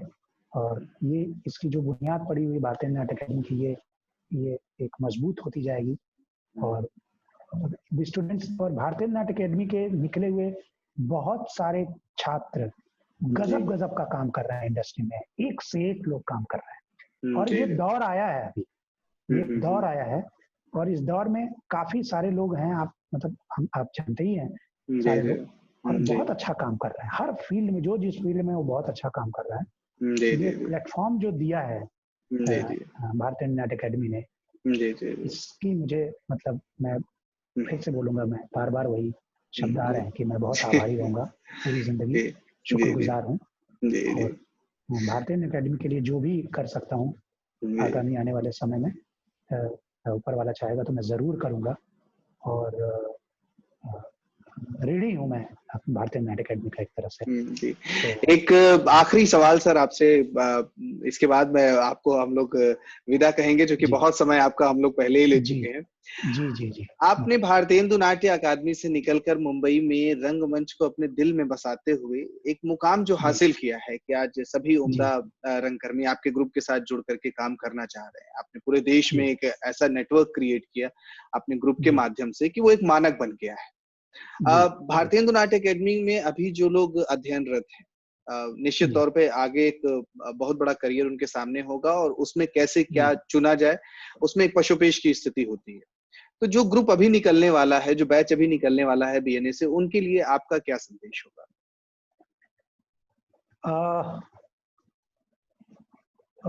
अगर बॉम्बे के परिदृश्य से आप बात कर रहे हैं तो अगर शायद वही पूछ रहे हैं ना आपकी बॉम्बे में, मतलब मैं दोनों ही प्रोस्पेक्ट से बात कर रहा हूँ कि अगर वो रंगमंच की ओर आगे परस्यू और करना चाह रहे हैं, या मुंबई में रहते हुए भी रंगकर्म करना चाह रहे हैं, या सिनेमा और रंगमंच के बीच में समन्वय बनाना चाहें, तो उनके लिए क्या सुझाव देंगे आप?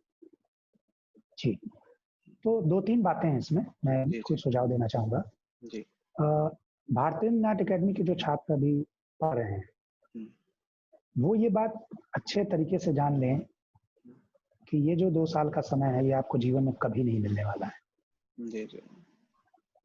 पूरे जीवन में जब आप निकल जाएंगे, जब एकेडमी में होते हैं ना हम लोग, तो हमको लगता है यार कब खत्म हो कोर्स, कब ये 2 साल का कोर्स खत्म होगा और कब हम, लेकिन जब ये खत्म हो जाता है ना, तो मतलब इससे अच्छा कुछ है नहीं, क्योंकि आपको 24 घंटे वही माहौल मिल रहा है थिएटर का जो आप जीवन में करना चाहते हैं।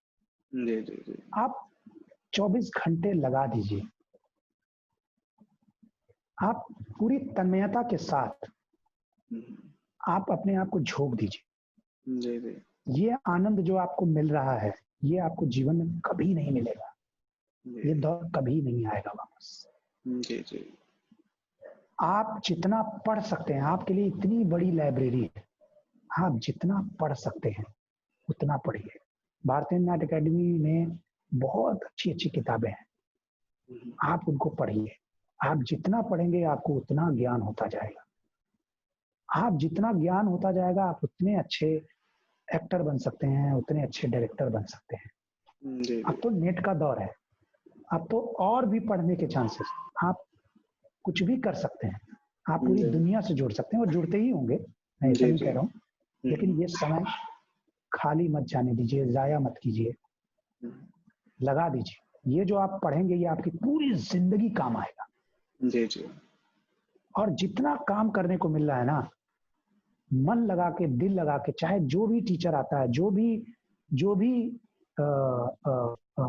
अध्यापक आता है, गेस्ट फैकल्टी आता है, उसके साथ तन मन से लग जाइए, करिए, ये समय नहीं मिलेगा आपको। और ये आपको पूरी जिंदगी याद आएगा कि हमने क्या गवाया और क्या पाया। आप यहाँ से जो कुछ लेके जाएंगे वही आप करेंगे, चाहे वो अभिनय हो, चाहे डायरेक्शन हो। और थिएटर किया हुआ इंसान सब कुछ कर सकता है जीवन। वो 13 इंची रिंच होता है, वो कहीं भी फिट हो सकता है, कुछ भी कर सकता है, सच बोल रहा हूँ। तो कोई कुछ भी मुश्किल नहीं है, तो लगाइए। और जब बॉम्बे आए और अपने आप को अपडेट कीजिए, बहुत जरूरी है अपडेट करना। आप जितना अपडेट करते रहेंगे, जितनी नई नई चीजों से जुड़ते रहेंगे ना, आपको उतना बारीकियां पता चलती चलेंगी। जी जी जी।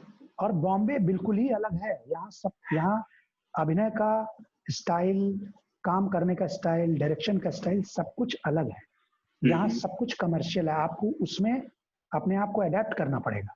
जी जी जी। और वो आपको बहुत जल्दी करना पड़ेगा क्योंकि इतना समय नहीं रहेगा आपके पास आने के बाद। जी तो जी आपको बहुत कुछ सीखना है। लैंग्वेज सीखिए, अंग्रेजी सीखिए, जी आपके लिए जी। बहुत जरूरी है बॉम्बे जैसे शहर। तो इसमें लगाइए पूरा ध्यान, भटकिए मत। नाटक और नाटक ही करिए, ये आपको कभी नहीं मिलेगा। मैं तो यहाँ जब मैं प्रशिक्षण देता हूँ, काम करता हूँ, तो मैं बहुत सारे लोग तरसते हैं इस चीज को कि एकेडमी मिल जाती, और ये जी जी एकेडमी जी। जिनका सौभाग्य होता है उन्हीं को मिलती है। निश्चित तौर पर आपको सौभाग्य मिला हुआ है, आप इसका पूरा पूरा लाभ उठाएं, यही मेरी गुजारिश है आप लोगों से। और आप उठा भी रहे होंगे, जी जी जी। बट यही गुजारिश है, यही संदेश है मेरा। Thank you so much sir, आपने भारतीय हिंदू नाट्य अकादमी का ये आमंत्रण स्वीकार किया, अपनी इस बेहद रोचक यात्रा को हमारे साथ साझा किया। रंग समागम कार्यक्रम में पधारने के लिए और अपनी इस रोचक यात्रा को साझा करने के लिए मैं भारतीय हिंदू नाट्य अकादमी परिवार की तरफ से आपका बहुत धन्यवाद ज्ञापित करता हूँ। बहुत बहुत धन्यवाद भारतीय नाट्य अकादमी को और उसके स्टाफ को, टीचर्स को, डायरेक्टर्स को, हमारे गुरुजनों को जिन्होंने हमें सब कुछ सिखाया है। मैं ऋणी रहूंगा पूरी जिंदगी। और ये जो कदम उठाया है, ये बहुत बड़ा कदम है। ये हमेशा इसी इसी पथ पर अग्रसर रहें हम सभी लोग, यही मेरी कामना है। बहुत बहुत धन्यवाद, बहुत बहुत धन्यवाद। Thank you.